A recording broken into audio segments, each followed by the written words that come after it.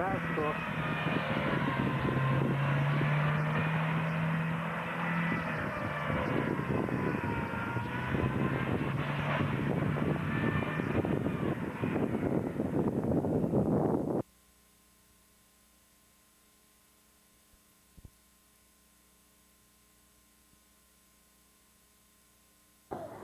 Jaden, tell me why you're gonna miss Keith. Jaden, tell me why you're gonna miss me.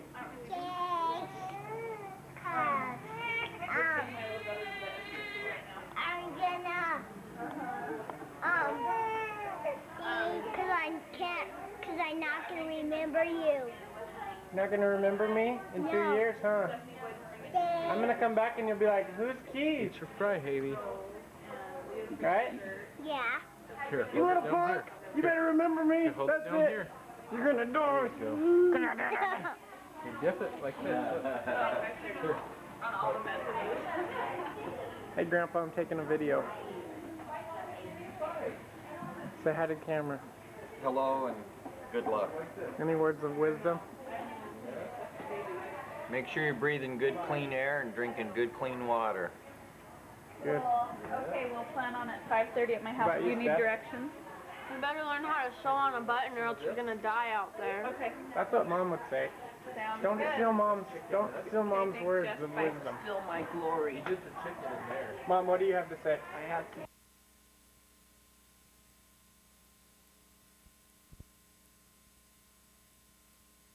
Otherwise, it's okay. Show us your gorgeous friends are out. Hi. This is a video so all of you can watch it and see what I'm doing. Hey, And these are my friends. no, these are not phones. I don't know who you are. That's Trimbly's my social. I'm his big I'm Elder Nielsen, daddy. district leader. That's I'm Elder your New son's new father. He's our faithful district leader. And we're coming at the church and they're just watching me make this video for you, family. We're in Williston. He's in Chiefland. Pretty decent missionary. True. Well, Elder Wells is training him. He's my trainer. no, he's retraining me. He's a good guy though. Otherwise, you're too humble. I really hope you like this video because I like it. I think you need a better. And it's a lot of my MTC footage and some pictures that you might like. Alright? I love you, family. Just keep talking.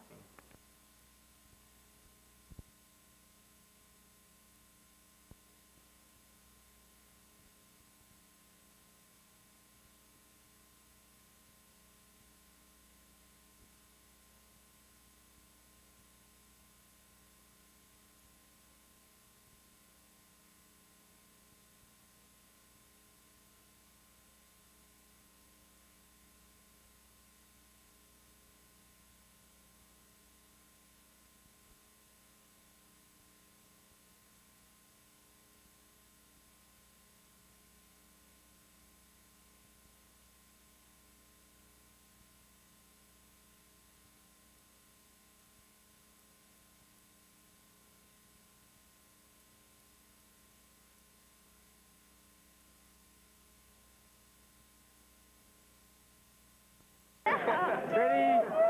5, 2, action! Alright.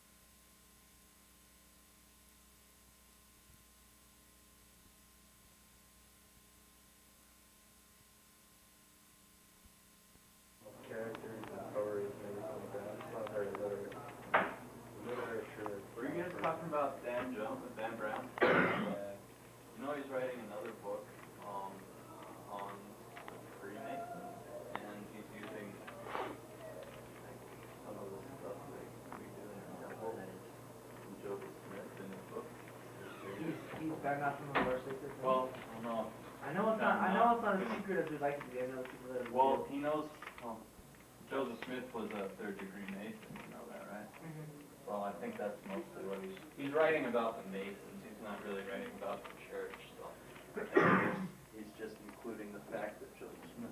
He's definitely proof that controversy sells. Yeah, I don't think he. I think he writes for controversy. I don't think he writes because he believes in it, or he believes in the gospel. I think he writes more or less to destroy it. Yeah. Judging from his last book, he more or less writes to destroy God and believes in God. He writes money. Yeah. Shouldn't make any difference. Must have really cared. Not many writers write. Messed up. She got me a different one. Mhm.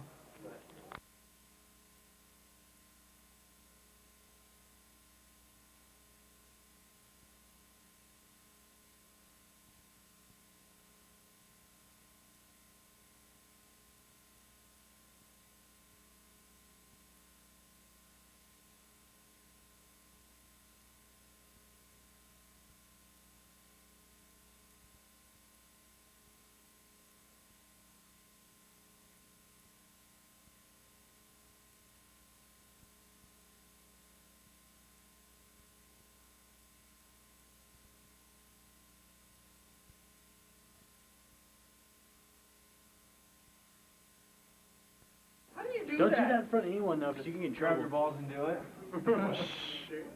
Okay, go. Go. We got that on camera. He did not grab his balls. No way.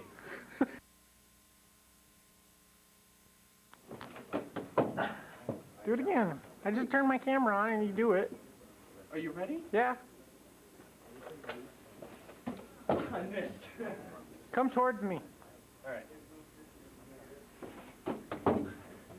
Right on.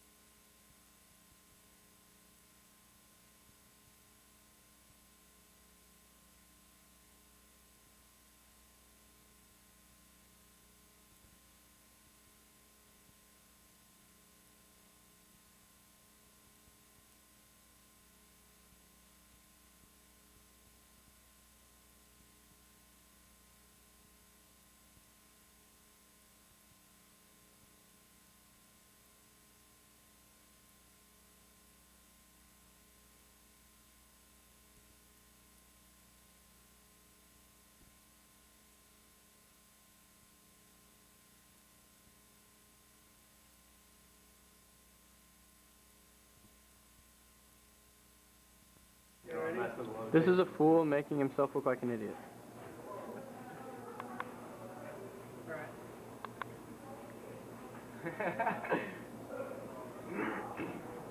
Do it. You don't have to for long. Okay. You gotta stay there longer. How did you do it? Look how retarded he looks. Wow. Look at that thing.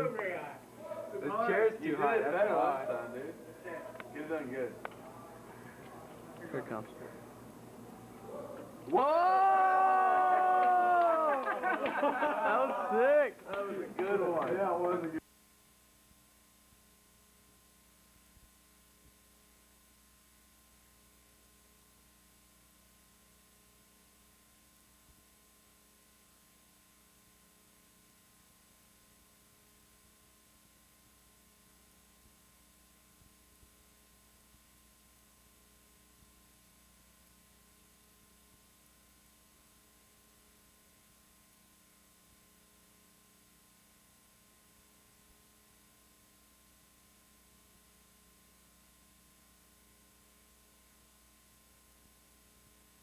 Onward, ever onward, as we slowly. Where are we?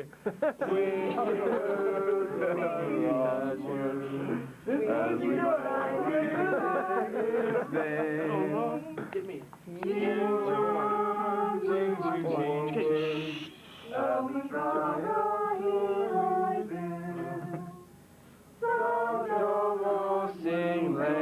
Wing your heart, see some wing but you.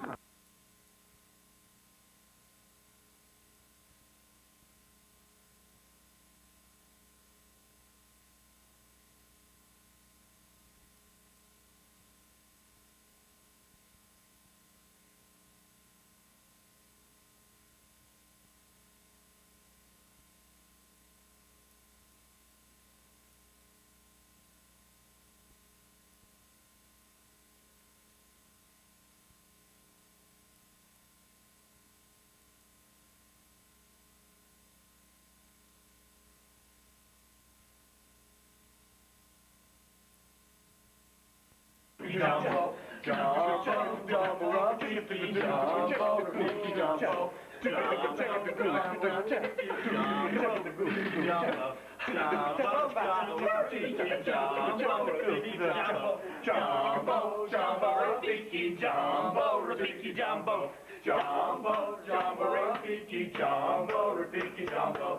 jumbo. I gotta get rid of some of these. Indoor shorts, man. Are you filming this? Yeah. Check this trick out. If you want to know where he's going, it's Zimbabwe. And not South Africa. Whoa! Whoa! Oh snap! Hey, everyone, hey, don't move. No one. Everyone come back. Fast kind. Fast kind. Picture. Wait, that's what you Sunday night for. No, forget that crap. Fast kind. Oh, so now you're trying to change position here. No, The new guy is trying to switch.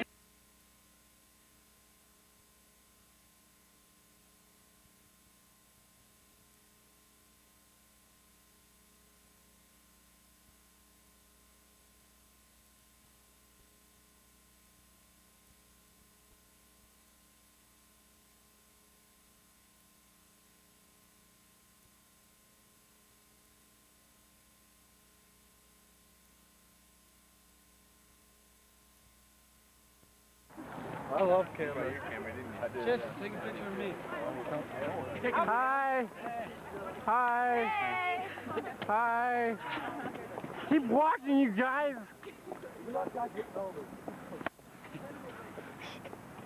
Why'd you take my name tag? Why are you pulling up the rear?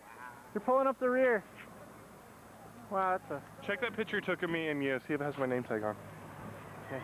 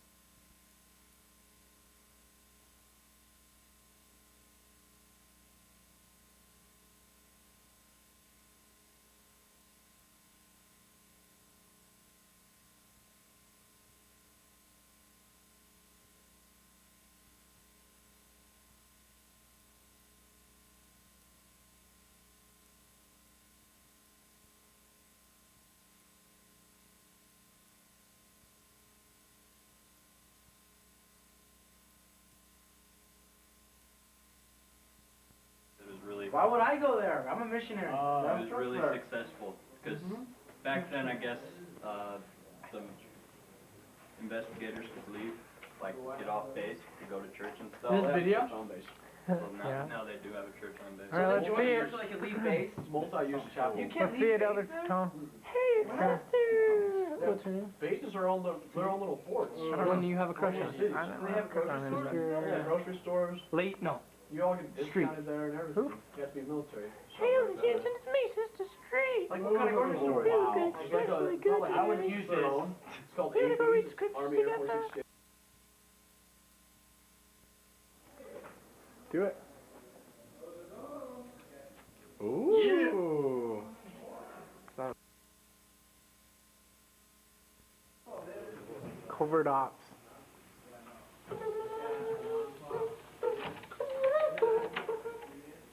Oh snap.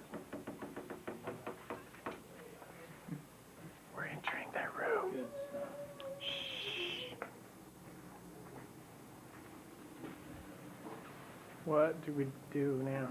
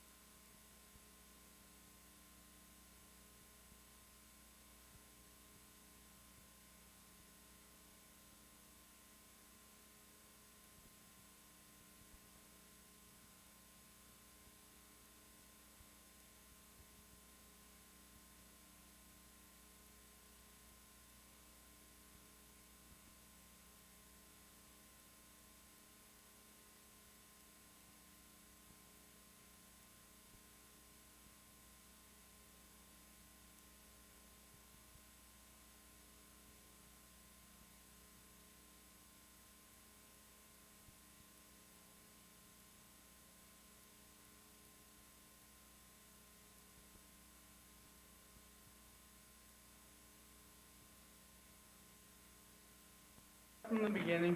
You'd be Go fine. ahead. From the When very key went From the very beginning. very Beginning. This is Alright, you're in this too, get over here. You saw us approximately. arcing up there, and Okay. we know you okay, can't hold on. reach it. Let us sit it. Here, let us. Okay. Approximately. What day did the spider Tuesday come? night or something. What day did the spider come? Like Tuesday night. No, Wednesday.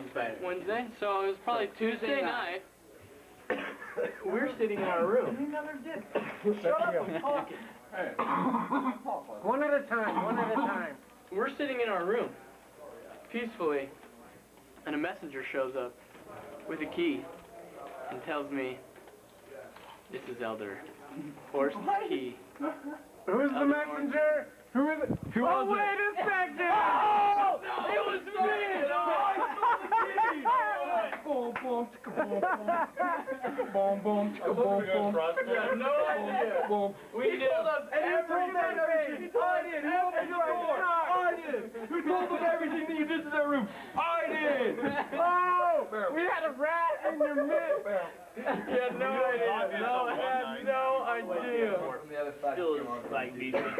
We knew it was He obvious was we guys ran to his room. He was wanting us to steal your visa. Yeah, when you guys ran into his room, and also that one day when he's like, here, hide the key under the garbage can. They'll never look under there. We're just like, I was wondering whose idea it was to hide it. Good knowing ya. I said it on purpose. Then what I was happened? gonna say, tell that to you. Then what happened? No, Get on the heart. then we were doing service and we found a stuffed, act like you knew. Ask anyone in my room. a stuffed spider and we're like, we'll put it in the roof.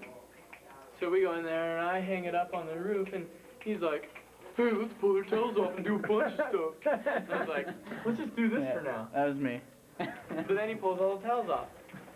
alright, so we get Listen back to this. You're and sorry. we see our spider hanging.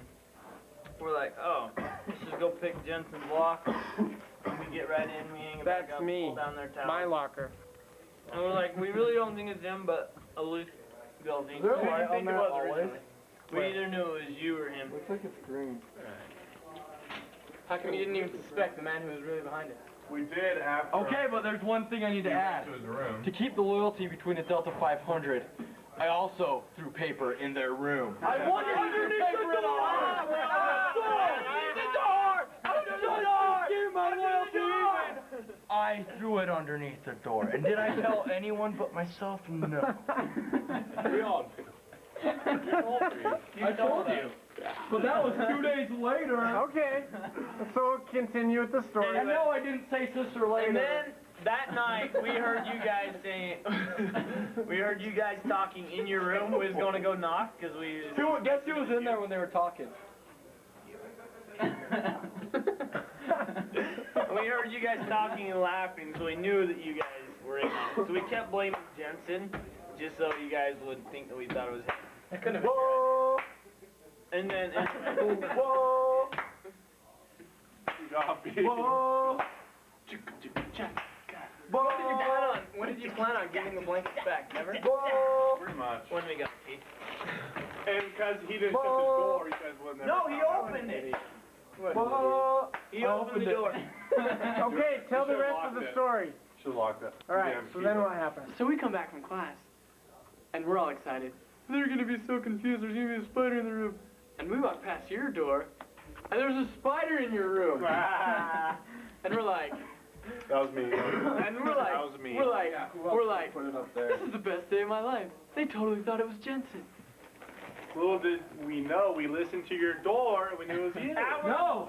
Little did you know, they knew because when I was in there, you were talking about it, and I ran over here like a little narc and I know. We knew you were in it because you guys were listening to our door, then you ran in Musgrave's room to hide. that was obvious. Don't try and act coy. You knew I had nothing And then he comes in here, he comes in like 5 seconds after you guys ran in their room. They listened to the whole tape and they said they got nothing. We're like, okay. Okay, well, all in all, hide their key under the garbage can. They'll all in all, find it there. all in all personality, they didn't get anything on the tape. We really listened to it, and there was nothing. Hey, Jensen, I can vouch for that. But they're trying to act coy as if they knew I was in on it, but they didn't know like that. you know what it means, Elder. Really? Explain it, Take this outside. All right, explain it. Take it outside. Explain it, Take it outside. Explain it. Oh, it's the next thing. And minutes later, you guys noticed somehow. Yeah. Oh. Guess who told us? Well, cause, no.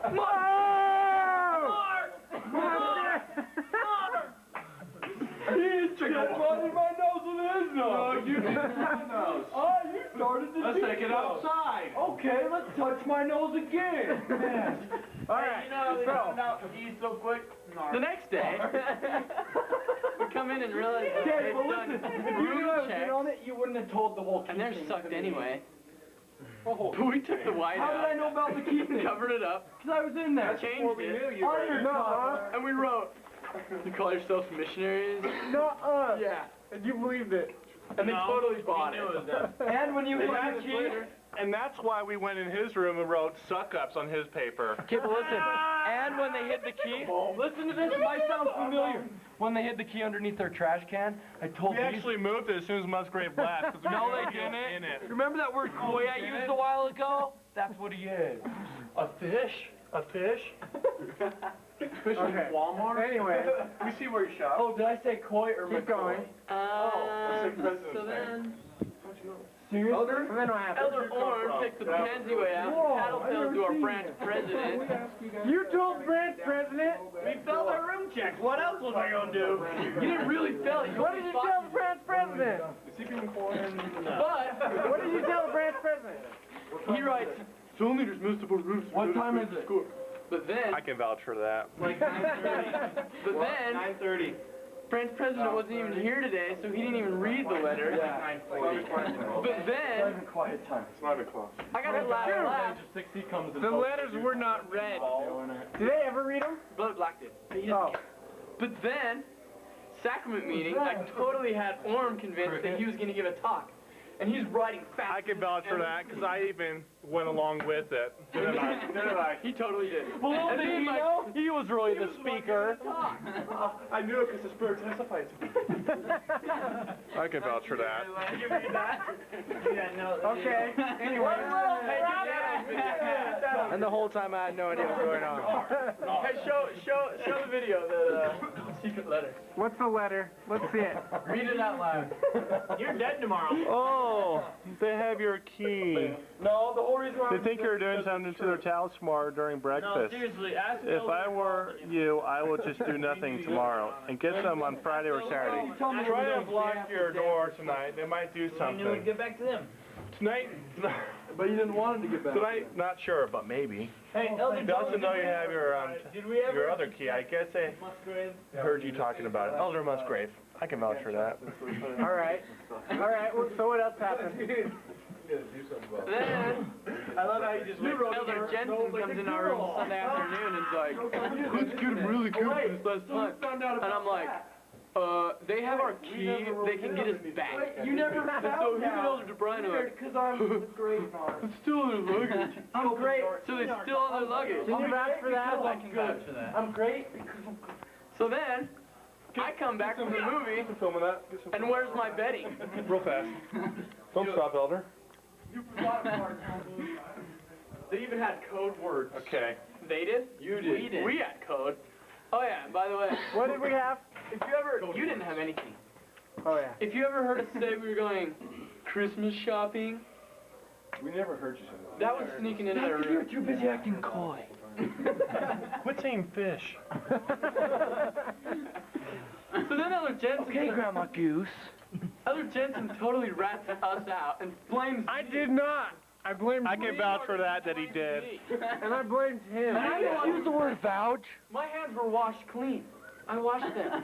In the Tell them that I did not blame him. I can vouch for that. I can vouch for that, but he did blame. He did blame me! But in all personal things, who wrapped your feet? You did. Thank you. Who's clumsy on the court? I can vouch for that. You. Who's never been on the court? Who's won the game of speed twice in a row? Huh? Everyone can vouch for that because I won you all. You won us. I just want to bring up whose idea it was to take the luggage into the shower. That was Jen. That was Jen. Whose idea was to strip their I bed can't so they vouch for sleep that. on New Year's Eve? I can vouch for that. Then who's stupid enough to leave the door open? We should have locked it because we picked it.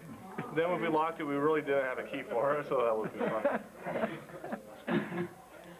So that's the story. That's the story in a nutshell. Yeah. That was 10 minutes. That was 10 minutes. Yeah. It was worth it. All right, Head on. stop it. Okay, can we do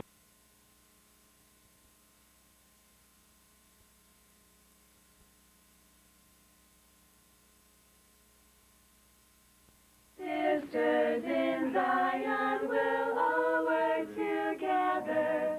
The blessings of God on our neighbors will see. We'll build up His kingdom with earnest endeavor. We'll comfort the weary and strengthen the weak. We are daughters of our Heavenly Father who loves us, and we love Him. Yes, we love Him. As we are daughters, the blessings of God on our neighbors will Father who loves His kingdom, and we love Him. Yes, we love Him. We have been born as Nephi of old, to goodly parents who love the Lord. We have been taught and we understand that we must do as the Lord commands. We are as the army of Helaman. We have been taught in our youth, and we will be the Lord's missionaries to bring the world His truth. We have been born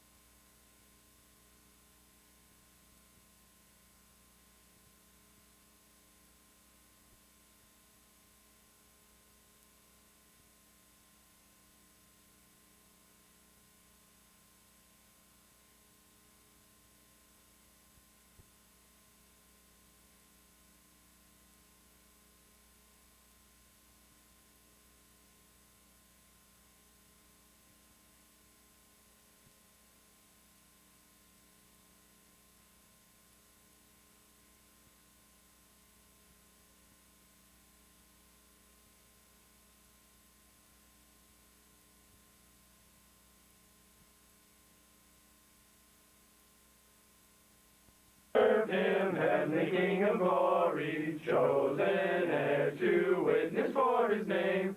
Far and wide we tell the Father's story, far and wide his love proclaim. Onward, ever onward, as we glory in his name.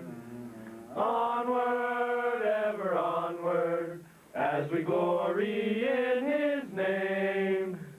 Oh.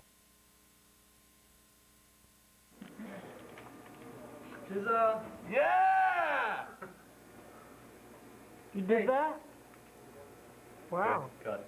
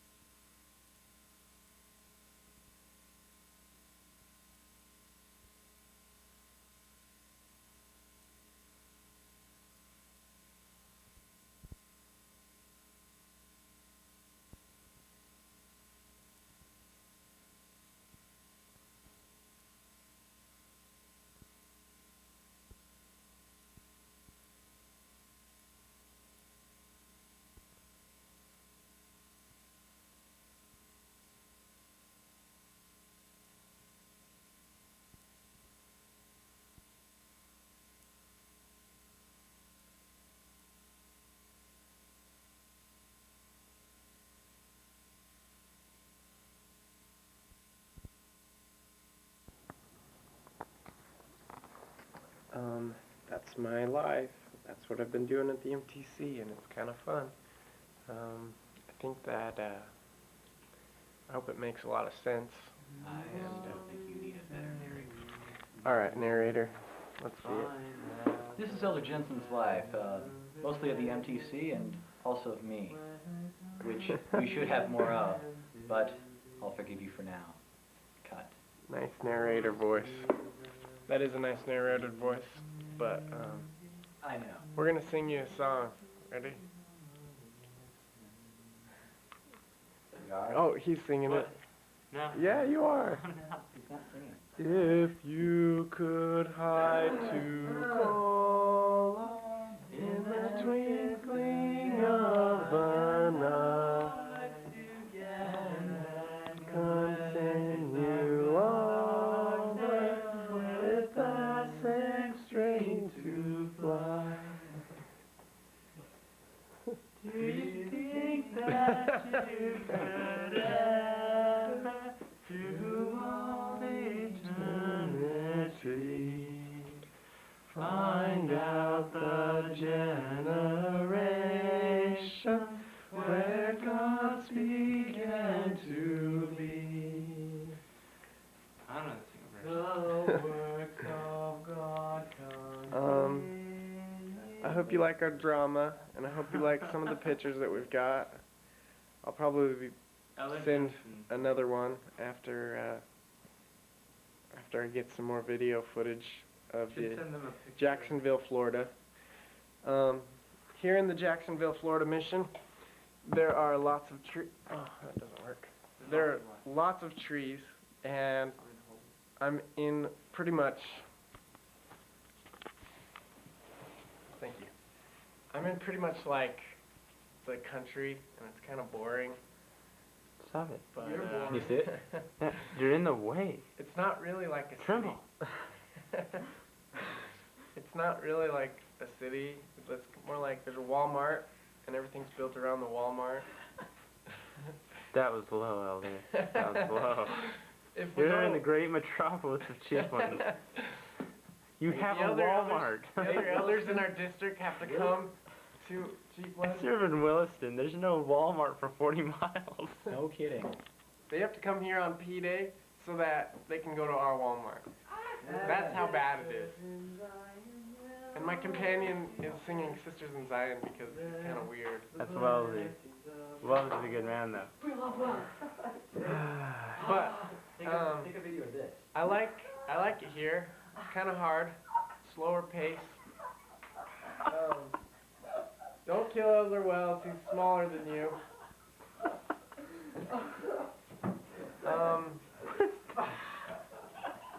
I wish I knew a good experience that I could tell you and talk to you about. Are you kidding me?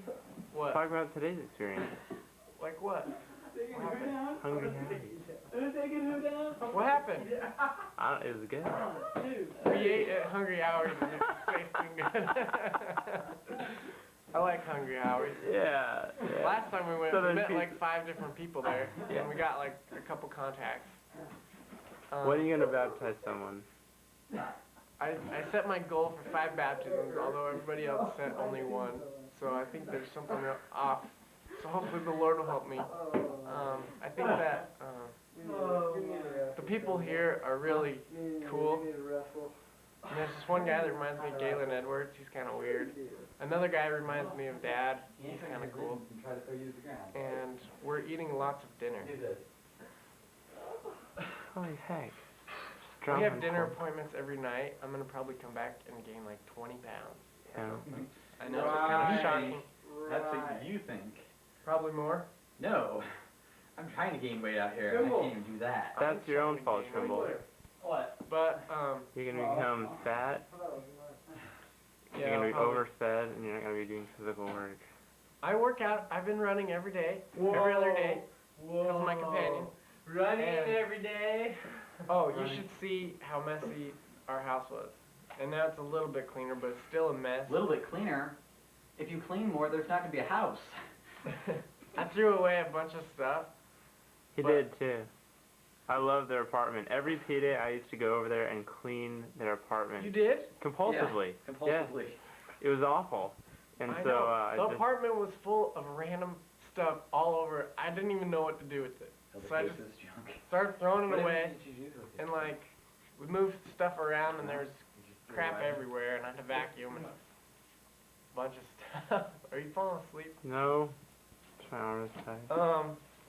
Family, I love you all, and I want don't turn it sideways. And I want you to know that they can't turn the TV sideways. I want you to know that They could. I have a testimony of this church, and I know that it's true. Even though a lot of these people chase their and sick their dogs on me. Elder Wells, tell them the story about the dogs. So, You only have 1 minute. Elder Jensen and I, we were going tracking. You should send First him a letter like Sunday this. here. And we were tracking down this rural road, and Elder Jensen was really nervous, but it was good. It was good. And we went and we knocked on this door. Scary. And we were going up to this door, and there was this big gate in front of it, big fancy gate. And so we opened the gate, and we decided to walk in because there's no signs that say we can't. And then this lady came yelling and screaming out of her door, and she was saying, "Get off of my property!" And then she was running at us and yelling at us, and then I seen her dog, and she's like, "Get him!" And she sicked her dog on us, and we ran out the gate. It was sweet. It was so scary. The dogs were like chasing after us. And we locked the gate, and we're talking to the lady, we're like, sorry. And even though, yeah, it was scary. What else has happened to us since we've been here? We've been spit on, stomped on. No, real cussed stuff. at. We do this booth every Saturday. We try to do a booth, and it's at the flea market. And we walk around and try to talk to people, and nobody wants to talk to us. They That's not true. Okay. You know Okay. what? You're right. We Nobody, talk to some people. nobody like wants to talk to you, as in like they're not gonna come up and talk to you, but they'll talk to you if you approach them. That's what I'm just saying. So it's not that they don't want to talk So to we you. run up to them and talk to them. But You don't really run. You just kind of say, hey, would you like a free DVD about Jesus Christ? And then they walk Exactly. away. well, this is my life in the mission field now, not the MTC. But I love you. Goodbye. Do you have any time left? No, it's running out of time. Bye, family.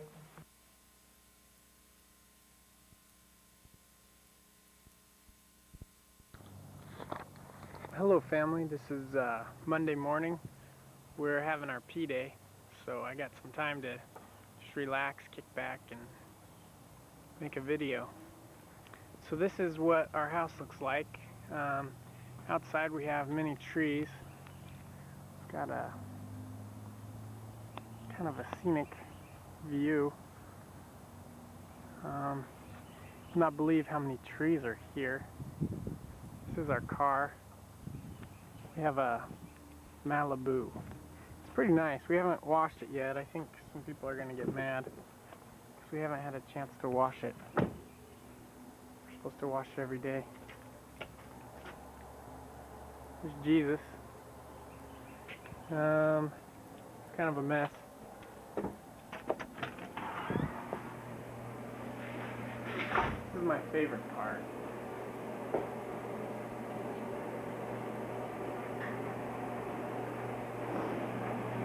We get a washing machine, but there's no drawers. Like right there. Right there.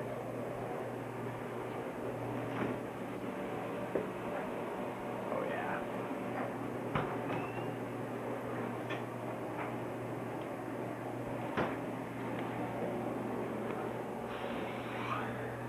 This is the living room. We get to come in here whenever we are tired. We sleep on the couches.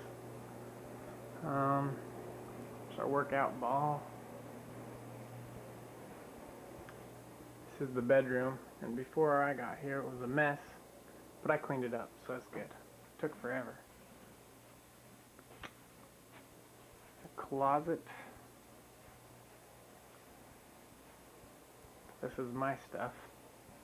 It's kind of clean. Got to do the laundry though.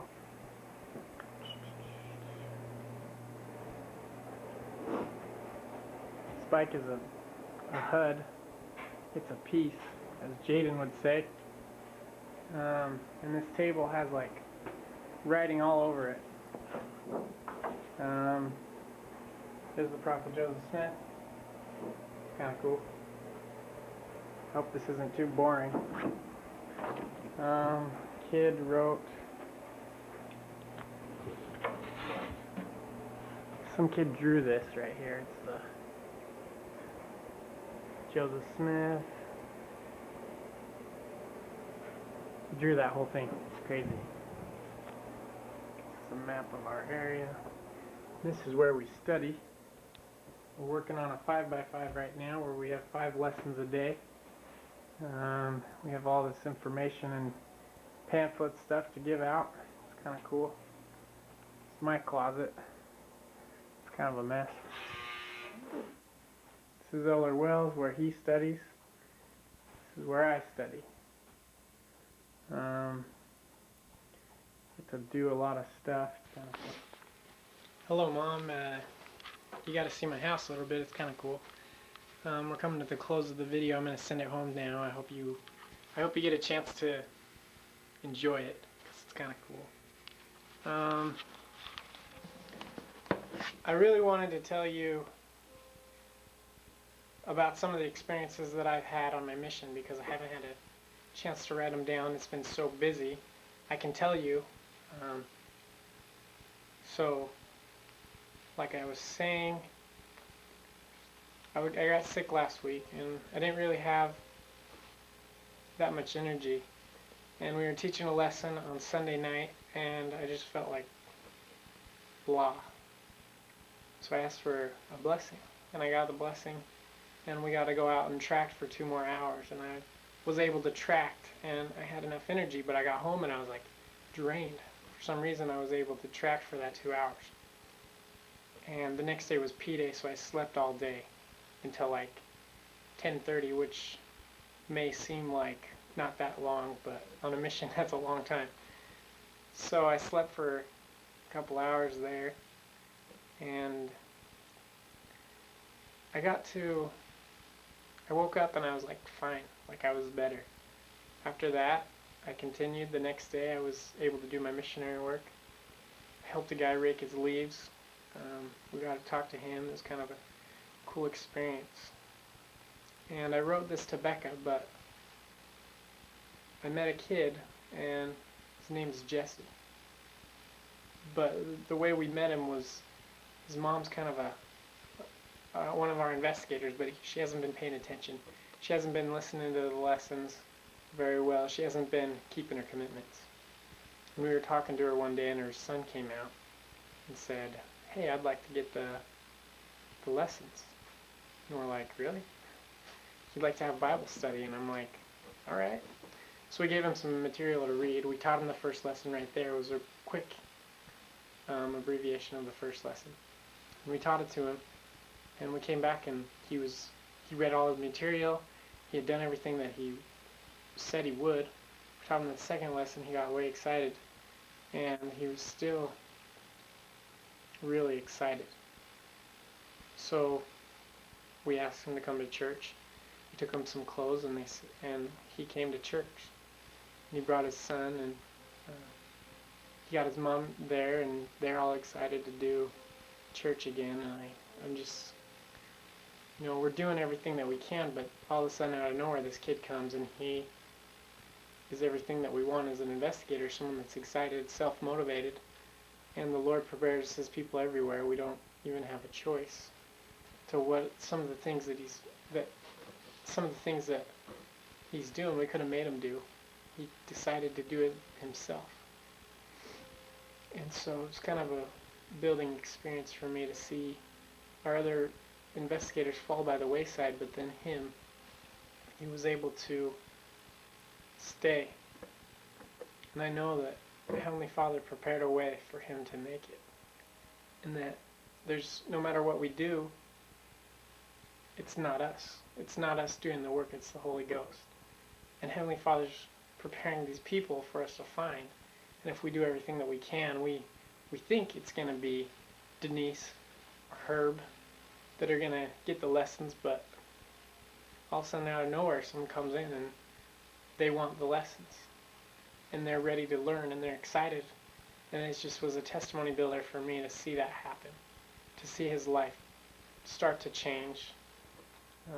We don't know what's going to happen in the next couple of weeks, but we hope that he stays excited and wants to get baptized.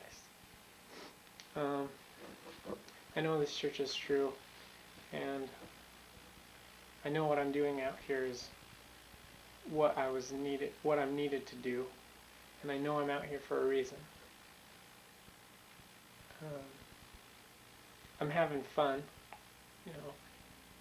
I wouldn't say I don't miss home, but I feel like this is where I need to be right now, and I don't have to worry about anything back home. And that's true, because I didn't have anything at home that I need to think about. I didn't leave anything at home that is going to take my mind off the work. I see people here that have tons of stuff back home that they left, and they're thinking about it all the time. And I can just focus 100% on the work, and I can love the Lord, and I can do everything that I need to do. I know this church is true. I say these things in the name of Jesus Christ. Amen.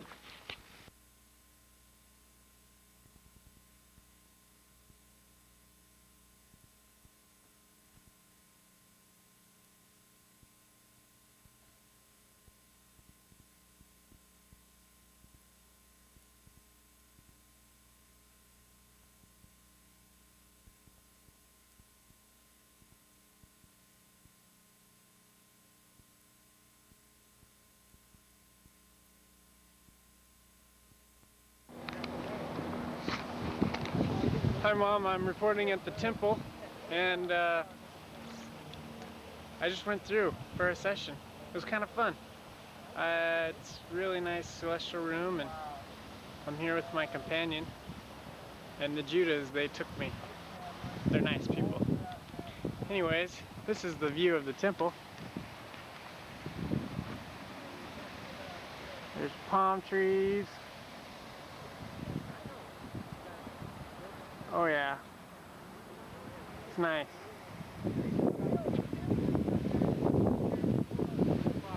My companion's talking to a guy. He's from Utah. That's the temple. Signing out.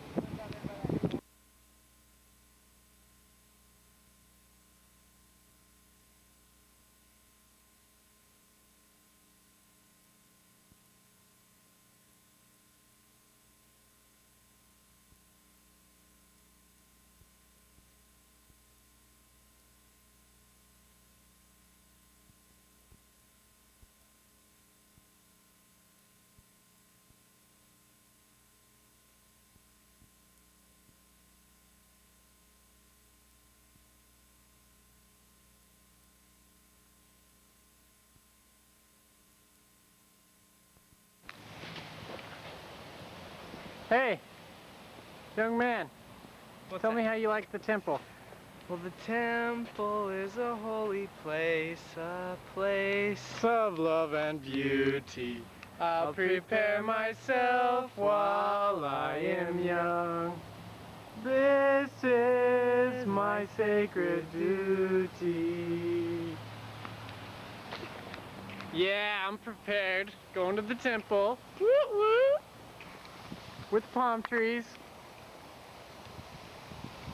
Oh yeah. What do you think? Life is good. Yeah, it is pretty good. Check it out.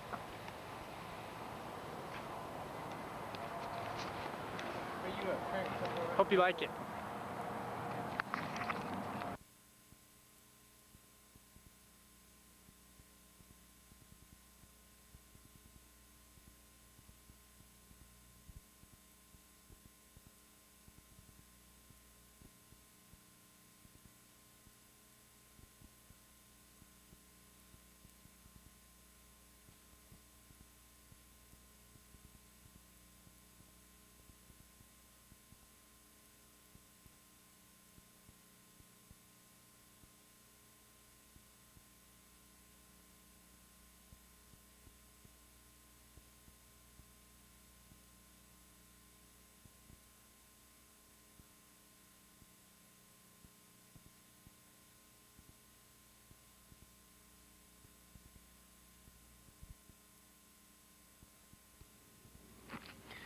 Scott, this is recording number 1.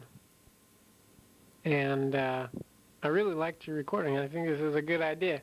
It's going to be way fun. I have I'm listening to your recordings and I think of all this stuff to say, but then I forget. Like right now I forgot what I was going to say about all your stuff that you said. I can't believe you got in another accident. Me and my companion were listening to that part of it because we were driving somewhere and he's like, and I had to explain to him that you crashed a lot, and we just both laughed. And it was funny because you're like, tell me about your trainer, and he was right there, and he's a cool guy. He's like had a hard time with other companions, and so like having me as a companion is way cool. Is what he says. Because like I like to work, and that's what I like to do, and it's fun. And we've had a lot of good times, and that's cool that you still hang out with Jessica. That was funny when she was talking to you or to me. She wrote a letter, but not really. Yeah, that was good.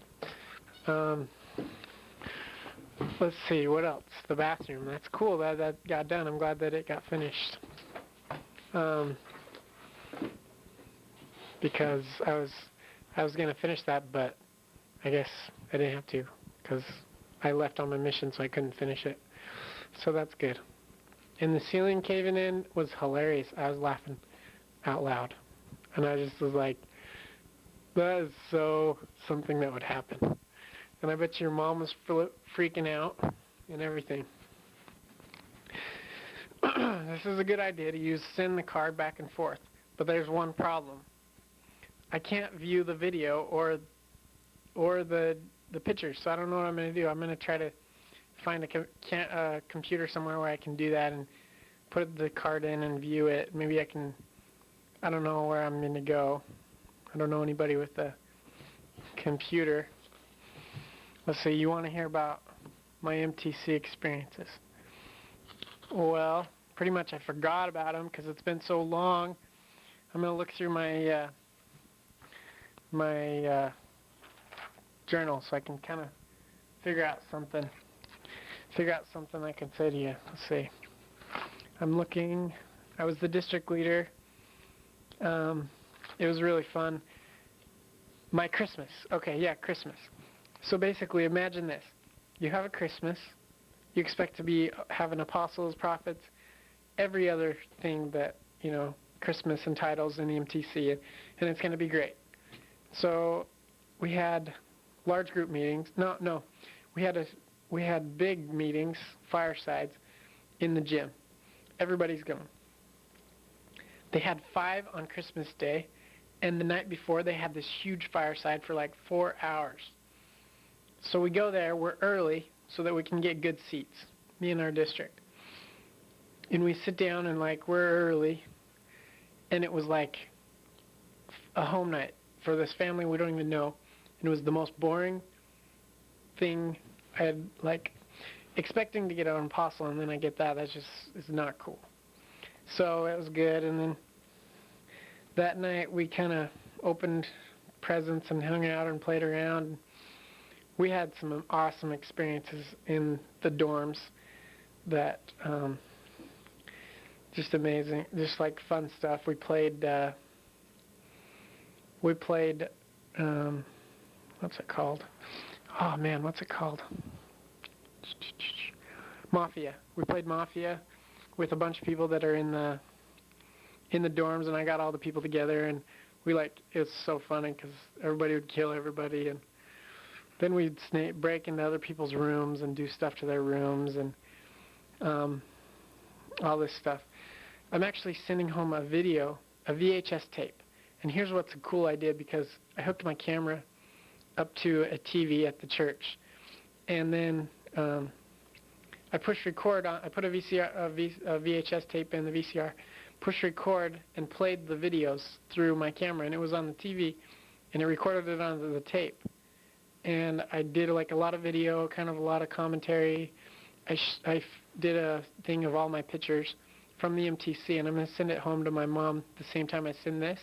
So either you'll get it, and you'll be able to go over to my mom's house and watch that video. It's about 30 minutes long, so it's pretty good. And it shows kind of some of the things we did at the MTC. That's mostly our MTC experience. And I can take video and pictures on this camera because you can look at it on your computer, so that'll be good. I think that'll be a plus. But anyways, Christmas at the MTC. 5 days, or 5, on Christmas Day we had 5 firesides, and they were long, not just normal, and it was one after the other, and there was no apostles, just like the presidency. And they gave us some gifts, and they did some certain things. Hold on, the phone's ringing, I'll be right back.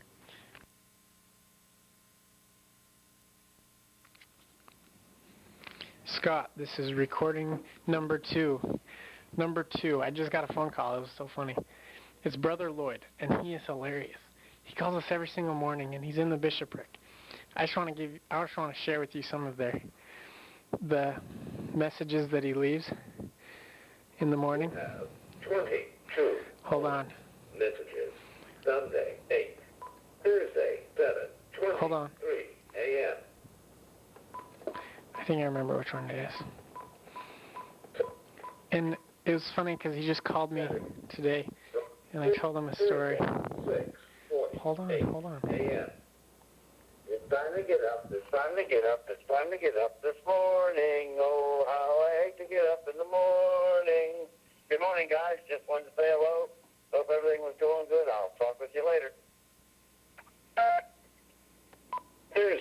20. That was him. He's hilarious. Hello. End of messages. And he leaves us funny messages like that all the time. And he just called, and he is inviting us over to the Super Bowl. Today is Sunday. I don't have my planner. I can't remember what day it is. But the Super Bowl's on tonight. And so, funny story. So we had dinner planned at the Judas. We go every day, or every Sunday, and we have dinner, and the Southern cooking here is amazing.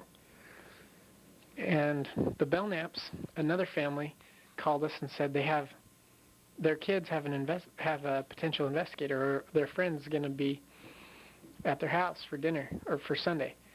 And so yesterday I met the Belknaps because they were at the flea market, and we go set up a booth and kind of walk around and talk to people, and they came, and like, this girl's like 15, and I totally started talking to her and like giving her the lessons. The first lesson, talking about the first vision, because she asked me, what do missionaries do? And I'm like, well, we talk about this book. And then I went into all over that book, like, it was from prophets, and, lived in the Americas, Jesus Christ went to the Americas, blah, blah, blah. And we started talking about all this stuff, and then my district leader's like, afterwards, he's like, usually when they're 15, you don't tell them about the message and, like, all that stuff. So I was like, oh, okay. Because it causes conflict with the parents, and I didn't know, so I didn't care. So, anyways, the funny part. So she came to church, and she's cool. Like she still didn't, she likes the church and enjoyed her time at church and stuff. But we had to go to dinner at 3:00. But we had to go to dinner at Gibbs at 2:00.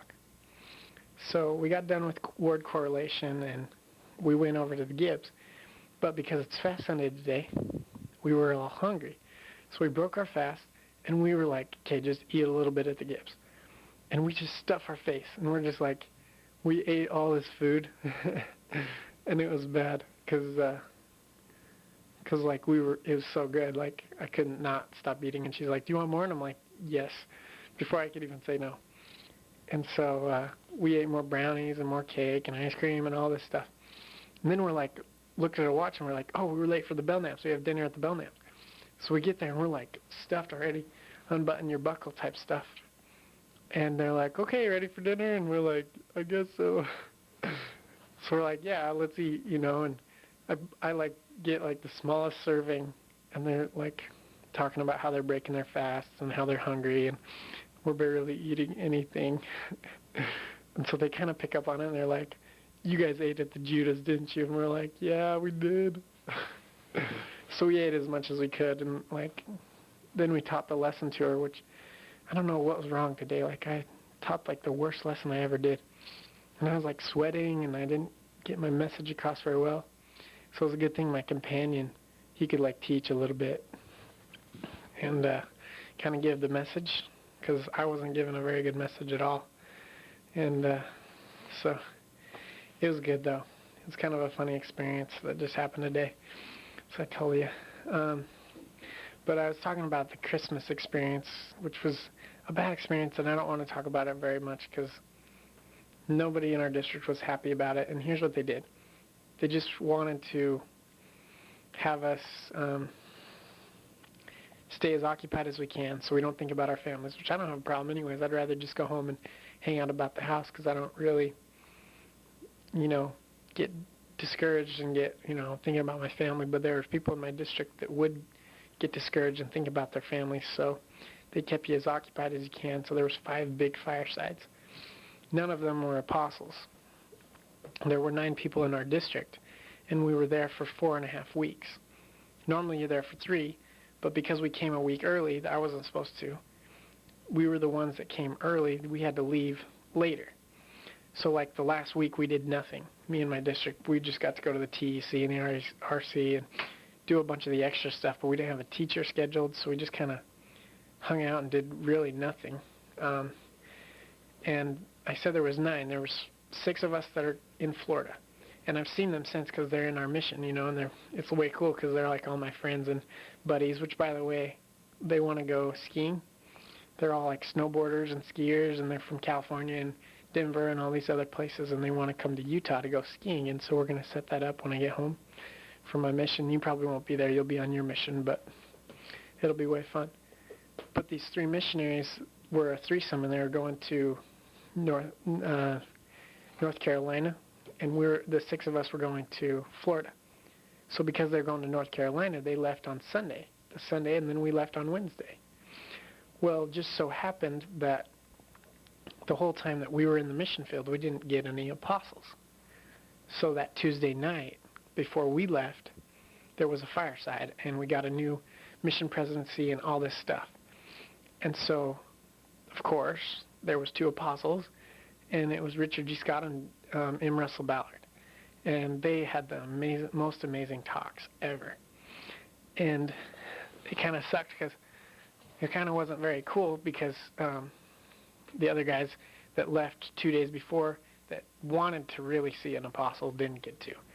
So because of that experience, they didn't get to see the apostle, and so it kind of wasn't very cool for them. And it was funny because on Tuesday morning I wrote them a letter and I sent it off, and I said, we got an apostle. Just kidding, we didn't, but then we did get an apostle, so I shouldn't have said just kidding. Anyways, at that meeting with the apostle, 2 of our zone leaders had the chance to say the prayer. And so they went up, and they were an hour early to the meeting, and they were waiting around.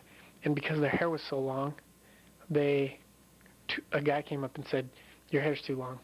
You got to come down, sit down. And it was this kid from Hawaii. He's the coolest kid. We called him Hawaii 5-0, Tom Bone, Elder Thompson, all these nicknames that we're not supposed to do, but we did anyways. And he had long hair, and he knew Jason Holmes, which Jason Holmes was at the MTC that same time, and I saw Travis Rogers and all these other kids that I knew. It was kind of cool. I got some pictures with them, but oh yeah, and Josh Call, he was there. But this Hawaii 5-0, this Thompson kid had long hair, and we had been talking about his hair and about how long it is, and he's like, I don't want to cut it. I like my hair. And everybody agreed that it was cool hair. And then that day he got, sent down. He had to go sit down, and so our other zone leader got to go sit up on the stands and say the prayer, and he got to sit behind the apostle and be close to the apostle and all this stuff. So it's kind of a funny deal. I was laughing. But Elder Thompson, man, he is awesome. He's a phenomenal guy. He was a solo elder, and he had 4 girls. He's the district leader. There was 3 girls in his district and him, and that's it. And he was a solo elder. How hard would that be? Seriously, it's hard. I've got pictures of it, and I'll probably show you sometime. I don't know. If you see the video, you'll be able to see all these people I'm talking about. Then we had a kid that could do the Rubik's Cube, and a kid that, just a bunch of fun kids, And I hope you watch the video because it shows a lot of our video from the MTC and all of my district and how much fun we had, and we did all these things, and, I can't remember any of the other stories that I want.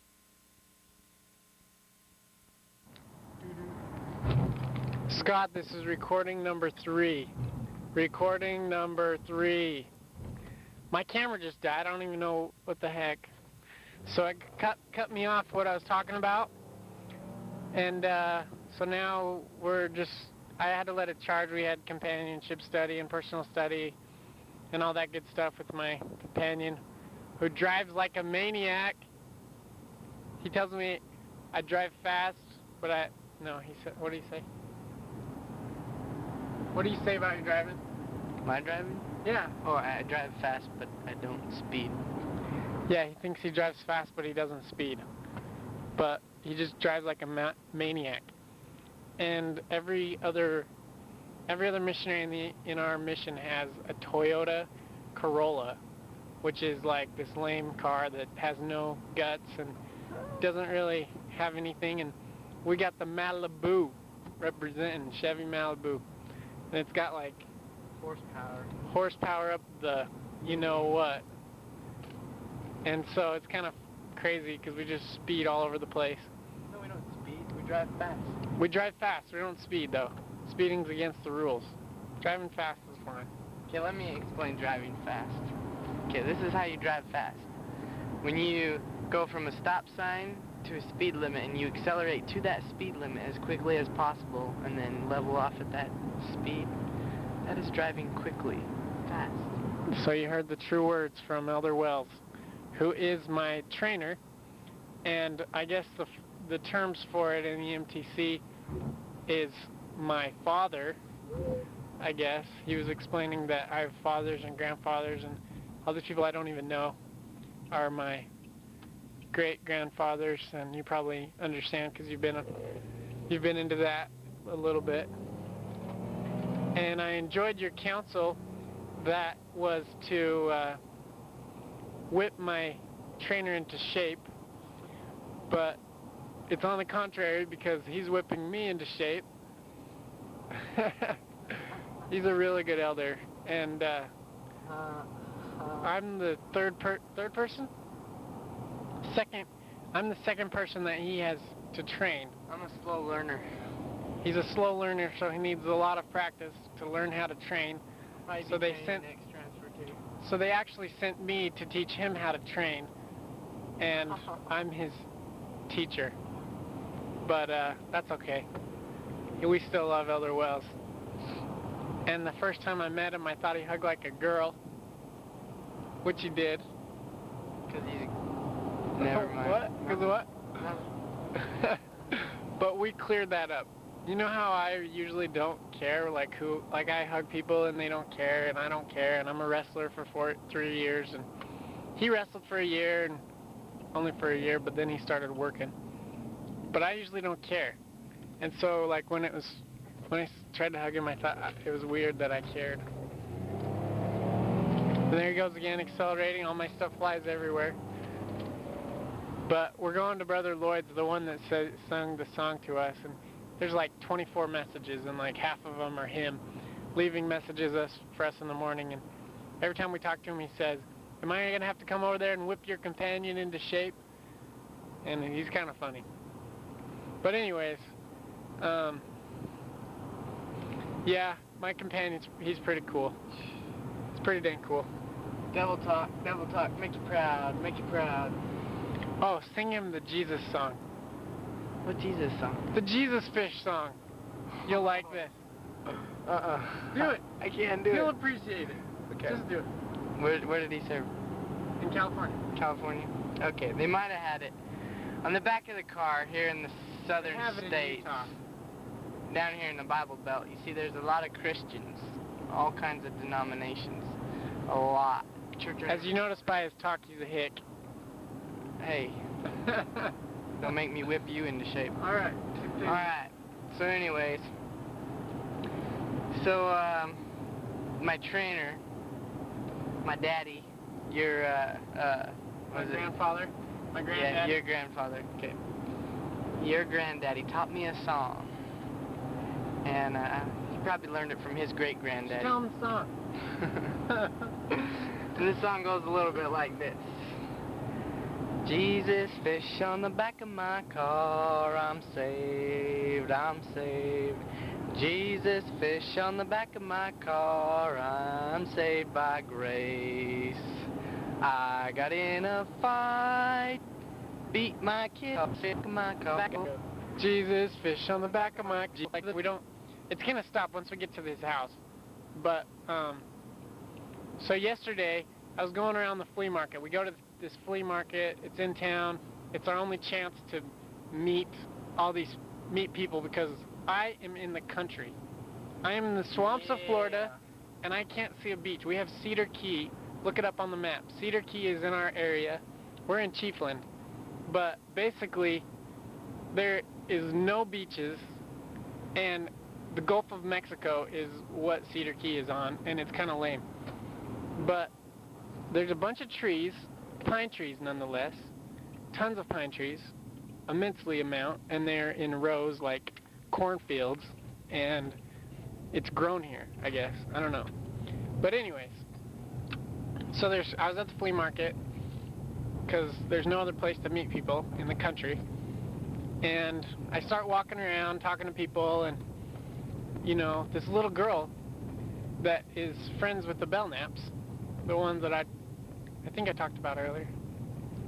Yeah, friends with the Belknaps.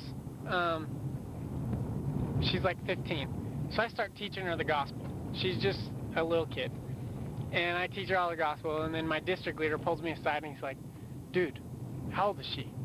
And I'm like, I don't know. And he's like, she's like 15, huh? And I'm like, yeah, probably. And he's like, don't teach her you don't teach little kids the gospel.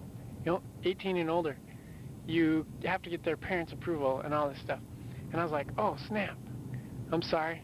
But, like, she was totally listening, and it was totally cool. She probably won't go to her mom and, like, say, the missionaries taught me the lesson, because she was Methodist. But anyways, so then that was my experience with the district leader. And then later on in that day, before we left the flea market, Elder Wells and Elder Trimble were talking to this man about the gospel. And he obviously wanted to bash. So Elder Wells and Elder Trimble left, and me and Elder Nielsen, the district leader, happened to walk up to him. And we start talking to him about the gospel. Mostly he's talking. And we get to the point where we're talking, and I just start telling the accounts of Joseph Smith and the first vision. And I tell him all these accounts, and I'm talking to him, and I start, like, elevating my voice. And once he heard about Joseph Smith seeing the vision, he's like, I am done talking about Joseph Smith. Let's talk about, if you want to talk about Jesus Christ, let's talk, but as far as Joseph Smith, I'm done. So he starts walking away, and I'm like, as he's walking away, I'm yelling, I'm getting louder and louder. And the district leader's like, you know, getting frustrated, but he didn't say anything. And so the guy started to come back and said, you're going to heck. And I'm like, pray about our message. And I yelled it really loud. And the district leader's like, grabbed my shirt and pulled me to the car. And I was like, whoa, what the heck? But anyways, we're going inside. I gotta write back. Bye. Scott, we went into the Lloyd's, and so I had to cut out that message. But this is recording number 4. Recording number 4. I repeat. So we were in the Lloyd's, and we got held up. It's Sunday, so we have to be in by 8:30. Guess what time it is? 8:34. We're going to be late. And now my companion is now driving like a maniac. It is official. He normally drives like a maniac, but now he's just like a major maniac. That's okay though. As long as you don't speed. Anyways, like I was saying, I, was raising my voice at that guy, and because my district leader grabbed me, it was like, he didn't want me to bash, which is what he saved me from, so it was good. It was good. And I learned a lot from that experience to be able to tell when they're getting excited and when you shouldn't raise your voice at them. Plus all the people that were around, we were in an intersection. It wasn't really a good place to, yell the gospel. So it kind of doesn't help them or anything help us. And, I was flustered the rest of the day, so it kind of did bad on my part as far as being a good missionary, but anyways, so we went to Cross City, and we're from Chiefland. The Cross City elders are in our district, and they have no success out there. There's only a little branch. It's about 15 people come every church Sunday, so it's really hard for them to get lessons and teach all these people, and they haven't been able to have, the area is just really dead. So we have a goal as a mission to get 20 lessons each companionship, or each area. So we did a blitz in their area where we all go, and we all go and split up in different areas and go door to door and trying to teach lessons, trying to get referrals, trying to get contacts, contact information, give out DVDs, give out information pamphlets, all kinds of stuff. So I'm with Elder Trimble, and we're walking down the road, and he's doing most of the door approaches, and I'm kind of coming in and bearing my testimony at the end, and he's doing pretty good. And so we walk back up another street, and I'm like, Elder Trimble, how do you feel about singing a song? He's like, I don't know. So we go up to a door, and they answer the door, and this guy answers and he's just like standing there at us, staring at us. I don't say anything. He doesn't say anything. All of a sudden he closes the door and locks it, and I'm like, well, okay then. All right, let's go to the next house.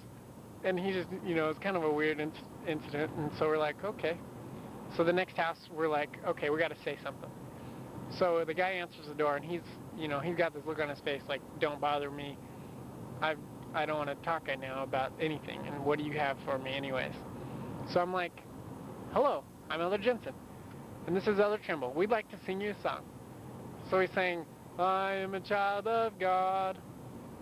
And like, I sang that whole song, and I was so off key and so out of tune, it was just hilarious. And we sang it, and he's like chuckling, you know, he's laughing about it, and we're just like, we'd like to give you this picture of Jesus Christ. And if you call it back, you can get a free DVD about Jesus Christ. And we were like so nervous because of that experience that we didn't really take advantage of us breaking the ice, and we didn't really teach him a lesson or anything. It was kind of a scary deal. But so then the next instant, we went to the next house, and the lady answered the door, and I'm like, I'd like to share scripture with you. It's in the Bible, and it's in James chapter 3 verse 16, and I quoted it, and I said, for God so loved the world that he gave his only begotten Son, that whosoever believeth in him shall not perish but have everlasting life. And I'm quoting it, and she is like, you know, almost crying. Like, I don't even know why, but she is almost crying, and I totally feel the Spirit, and it was kind of a really good experience. But I gave her the card, and I said, call this number, and you can get a DVD about Jesus Christ. And she's like, oh, thank you, God bless you. And I'm like, well, that's good, you know, I'm thinking that's good. But we didn't really get any feedback or any return appointments, but I think we really planted some seeds that missionaries, you know, this is what, we're just good guys, you know. The rash of armed robberies in Ogden over the past month. So far, 7 suspects have been caught. Pottery Barn Kids in Trolley Square is open again tonight. And right outside the store is where Vanessa Quinn lost her life, and the gunman Suleiman Talovich was killed by police last week. Today, shoppers were out showing support. We've enjoyed being here and attending that store. They had some great new things going on in there, and you could smell a fresh coat of paint and had some good things going on in there. And this is the final store at Trolley Square to reopen after the February.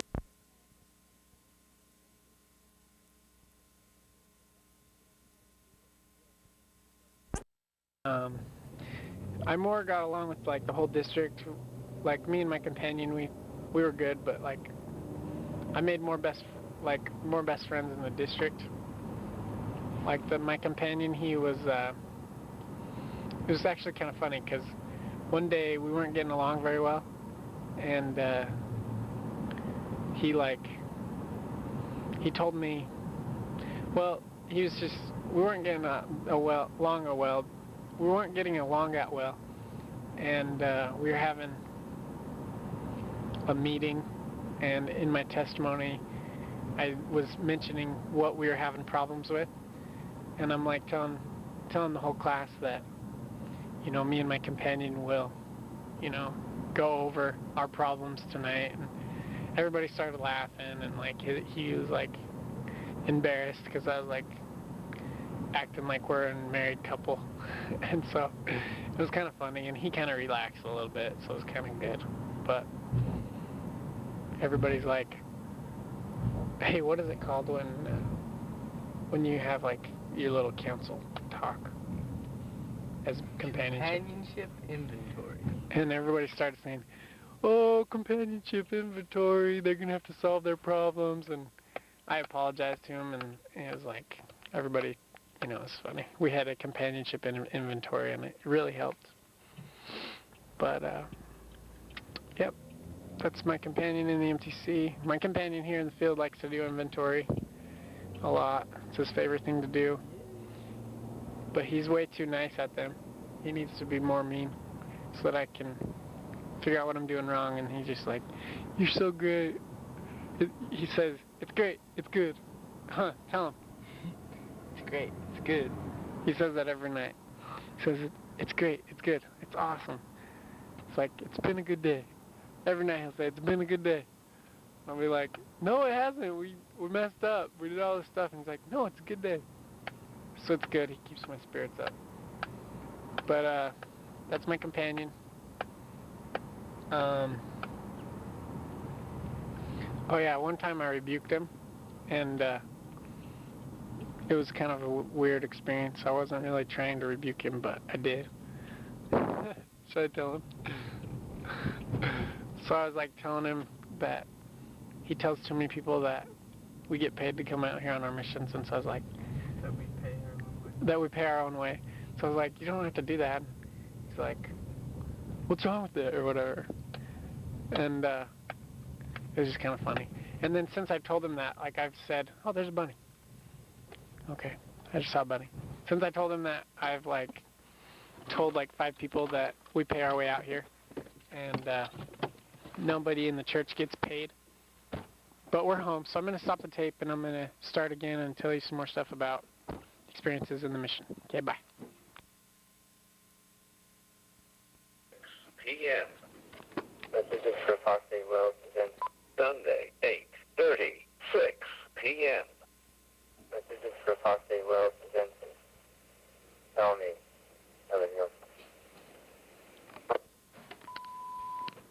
That was our district leader that just yelled at us because we were late. And he said, message for apostate Wells and Jensen. Elder Nielsen, call me. Yeah, he hates us and can cut our legs off. Anyways.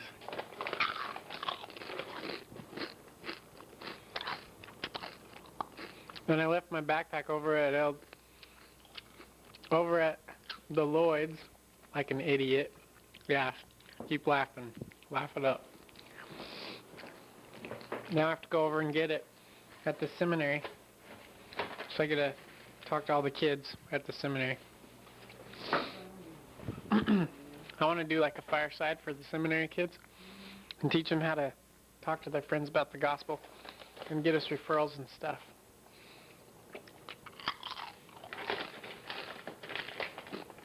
I think it's a good idea. Anyways, I have to write president letters, so I have to stop talking to you.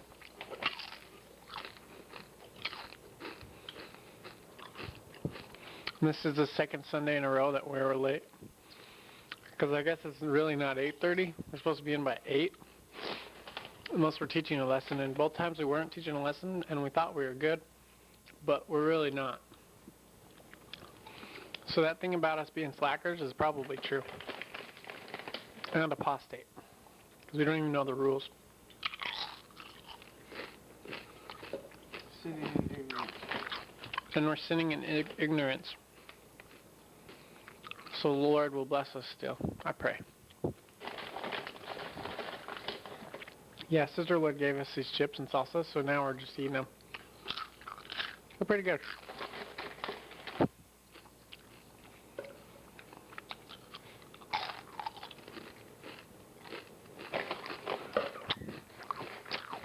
Yeah, that's right.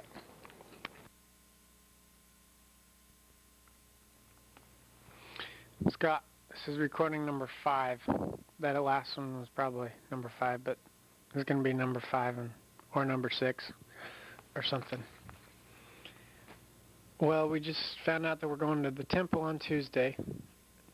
So that means tomorrow's our P day. It's a Monday. Today's Sunday, the 4th. Tomorrow's the 5th. And I was planning on just, getting this recording done and sending it tomorrow. But we don't have a P day. So pretty much I'll have this for another week. Tough luck. So, anyways. So I'll tell you about the experience, a couple more funny things that happened. So basically one morning we were having a district meeting and I cleaned the house during my personal study. I know, shame on me. and then we had companionship study, and all of a sudden our zone leaders walk in. And the first thing they said is, "Man, this is a clean house." And so I was like glad that I cleaned it. It was kind of fun. And this house was like a mess when I got here. Seriously, there was stuff all over from who knows when. And like, I went through the closets. There was so much stuff left from missionaries from previous time. And I'm like, who needs this? Seriously, who's going to use it? It's just going to waste missionaries' times if they come and find it. So I threw it out, and we filled up 3 garbage cans. Luckily, the neighbors next door had 2 garbage cans, and it was a house that was for sale. So I just stole their garbage cans for a trash day. Filled up 3 garbage cans. It was ridiculous. And I had to re-seal the tub because if you saw it, you would not want to shower in there. You probably lived in worse living quarters, but then I hear that this is pretty much the nicer place, and there's stuff all over the walls and all sorts of things. It's kind of funny. Not to mention, we have fleas. Yeah, fleas. The things that are on dogs.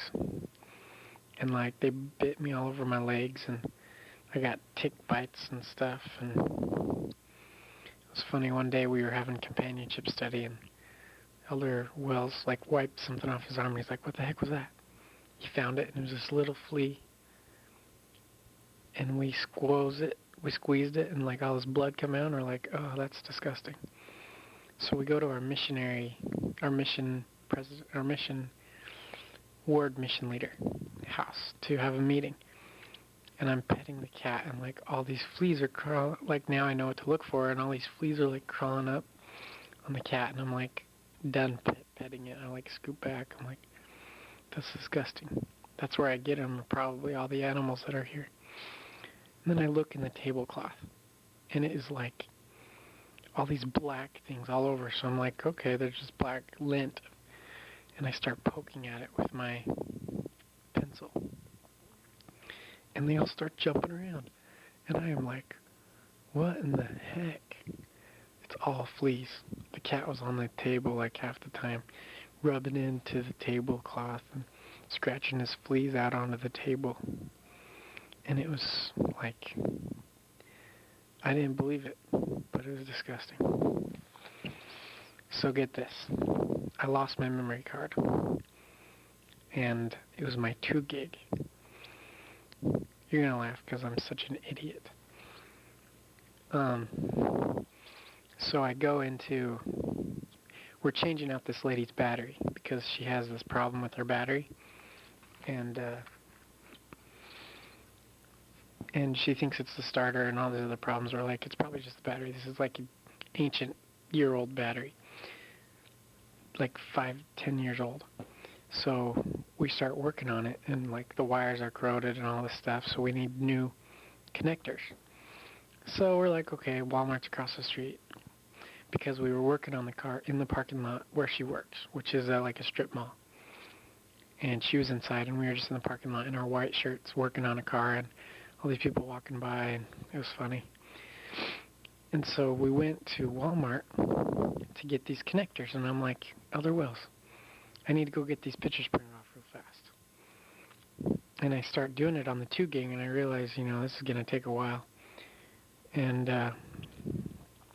so we had it in going, and I'm like feeling bad because, I'm, not a P-Day and all that stuff. I'm taking up too much time.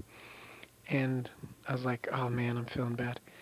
So it's like processing all this information onto the thing. And it's taken forever. So I like sit down and I'm waiting. And I'm not watching the screen. And I look back, and there was a lady standing in front of the screen. I'm like, what is she doing? She looked at the screen and just pressed cancel. And I saw her do it. I'm like, what the heck? You just canceled out my pictures. I've been waiting for like 20 minutes, and you just pushed cancel. And it canceled out the process that it was doing on the computer. And like, I walked over. I'm like, what are you doing? She's like, what? Oh, I was just going to use it. I just thought it was this. And then she just pushed cancel. And I'm like, oh, well, I guess that's better for me. Now we can go. So I got my memory card, and the people at the desk were like, do you need us to just hold on to it? We can get them off, and then you don't have to worry about it. And I said, yeah, sure. So I left it with them. Went and did all my other stuff and came back like the next night. And I took the pictures. And I pulled it out of the bag and I was looking at the CDs and I'm like just seeing what was on there. And I put it back in the bag. And I'm like, wait, is my memory card in there? And the lady felt the bag and she's like, yeah, it's in there. So I'm like, okay. I didn't actually see it. Didn't visualize it. Didn't think anything. Get in the car. Pull it out again. You know, I'm looking at the stuff. And just the pictures. You know, just this picture CDs that I have. I'm like, okay, this is cool. You know, I've got all my pictures now. I can, you know, have them for a while. I get home, start looking at them. I was going to do something with them. I'm like, where's my memory card? I go through all the stuff, and I'm like, there's no memory card. I'm like, what the heck? There's no memory card. So I call them, and they're like, we don't have anything. And I'm like, dang it. So then the next day I went, and they didn't have anything. Then the next day I talked to the lady. I found the lady finally that had the memory card. And she didn't have anything. Like, she's like, I'm sorry, we don't have it. And I'm like, in my mind I'm thinking, okay, they stole it. And I didn't say anything. I'm just like, you know, that was bad. I guess I shouldn't have took my time wasted my time to get my pictures. I just shouldn't have done that. So, you know, it's my loss. I wasn't keeping the rules. So the whole time I'm thinking, well, I just lost a 2 gig memory card. Oh well. Had all this stuff on it, but oh well. So then a couple days go by and we didn't wash our car. It's been 3 weeks we didn't wash our car. And we go to the car wash and we wash it and we start vacuuming out the car. And I'm vacuuming really fast because we had to get to an appointment. And so I'm vacuuming really fast and I vacuum behind my seat and I put the seat all the way forward. And I had searched the car for my memory card and I didn't find it. And I had been praying like a lot to help me find it because nobody knew where it was at. And I slid the chair forward and it was in the chair, little slider. Like if I slid the chair all the way back, I probably would have busted it. And I found it and I was like, no way. And I found it. And I'm thinking, if I would have washed the car when I was supposed to, I would have found it. You know, if I was doing what I was supposed to, I wouldn't have had that problem. I wouldn't have wasted so much time. But it was just, you know, it just happened like that. And the Lord really answered my prayers, and I think it's awesome. Well, this one's 9 minutes long, and I need to start getting ready for bed. But that's my memory card story. You said you wanted a lot of stories, so you're the one that's gonna get it. I hope you like it. Okay, I'm just gonna stop it now.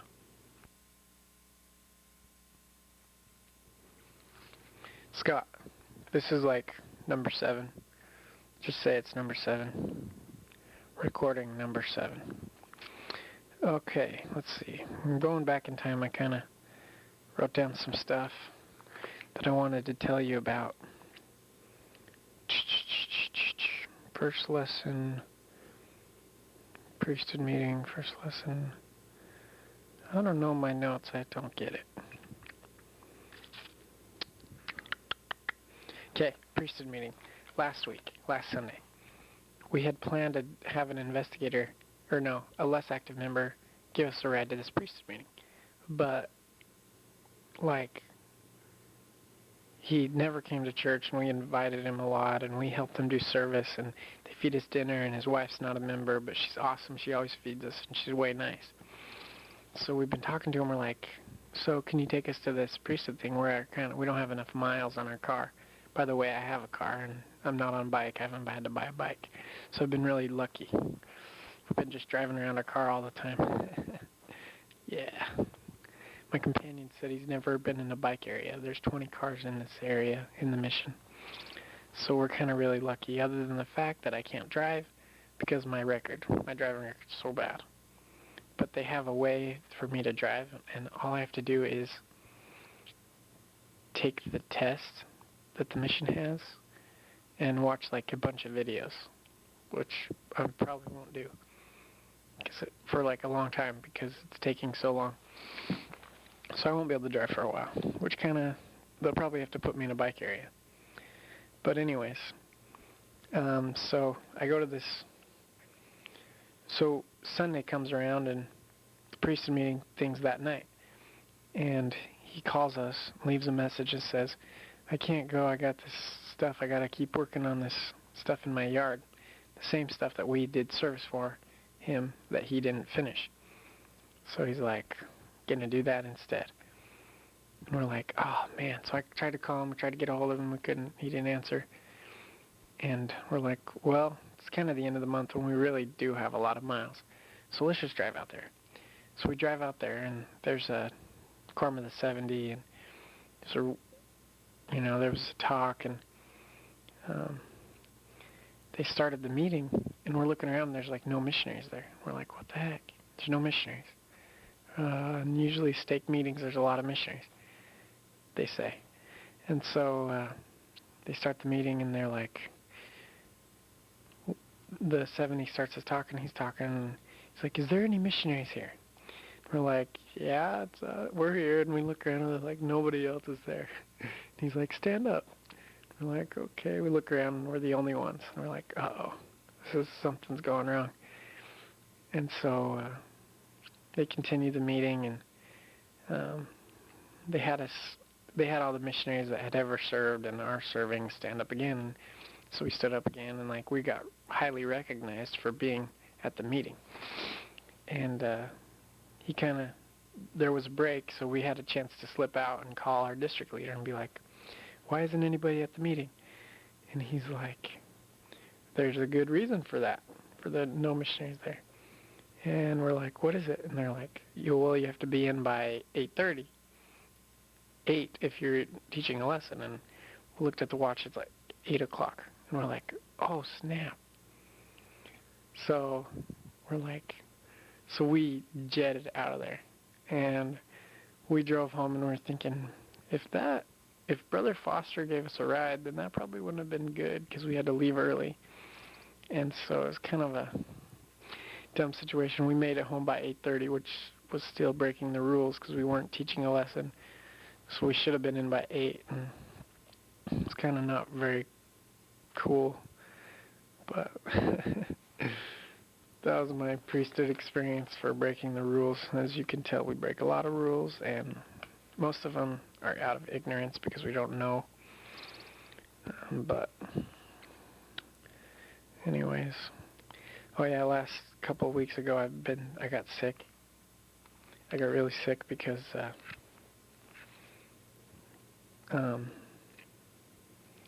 don't know why. Just Sunday night I was really sick and I could barely stand it through church. I was just like, blah. Then I had to teach a lesson right after church, and I was like, I can't even teach. I don't even know if I made any sense. Probably not. She noticed I was sick, and she's like, it's okay. And then, so we had to go proselyting, or go tracting. And so I'm like, I need a blessing. So I get a blessing, and all of a sudden I can tract, and I was tracting out. Awesome. Like, we were able to go to all these houses, and I didn't even feel sick at all. And I get home, and I'm like, oh, and it just hit me, and I had a headache, and I was sick, and congested, and I go to bed, and I did not even effort, like I said. And there's a lot of houses hidden in the trees. And you walk down the street, you can't see any houses, but then you see all these little lanes, like your lane, but it's so hidden. And there's really like 20 houses down the street, but you can't see them. And you start walking down the road, and you like see a lane, so you walk down the lane. and you're walking in and you like don't know if there's a house, if there's a dog, if there's people or whatever. And you know, you walk in and all of a sudden you can see the house and these dogs are barking and you're like, oh snap, I hope they don't come kill me. And sometimes they're like, just leave, you know, get off my property. So we're like, oh, okay, sorry, we didn't know. And so we walked back and we went down all these lanes, and it was the scariest thing I ever did.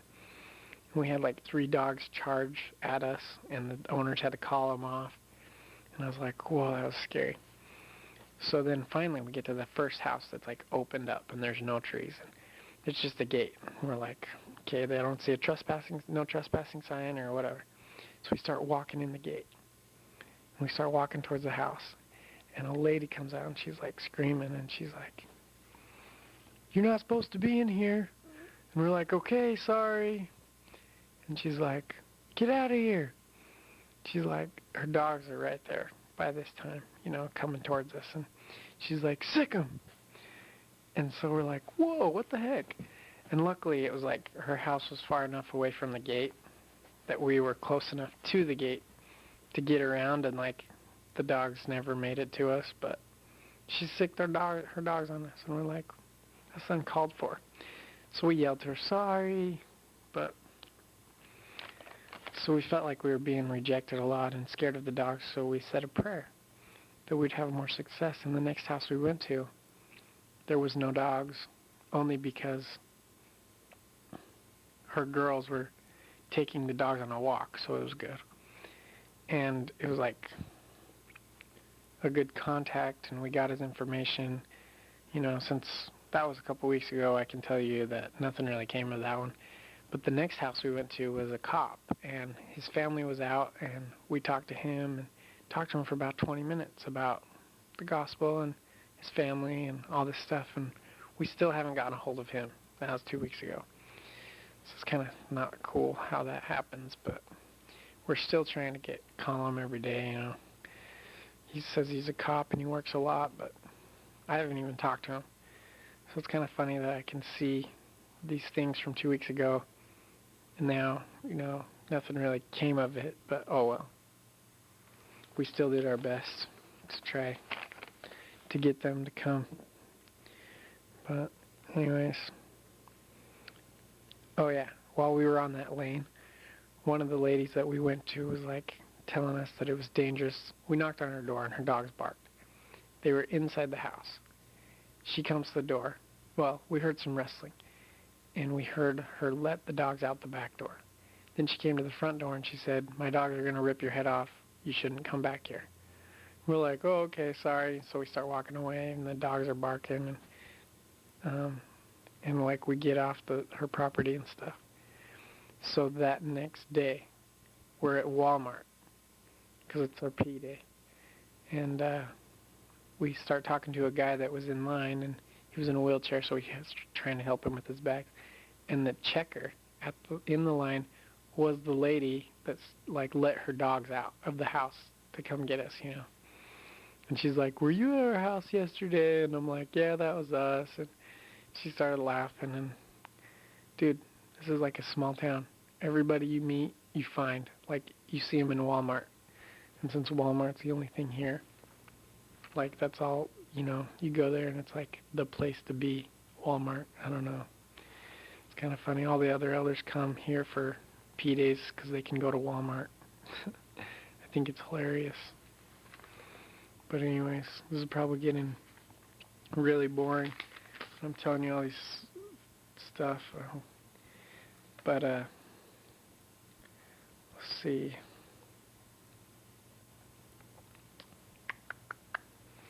I'm just going to stop this right now because I got to go to bed because it's already getting late. But, well, I love you, man, and hope you like my stories. Phone's ringing. Gotta go. Bye.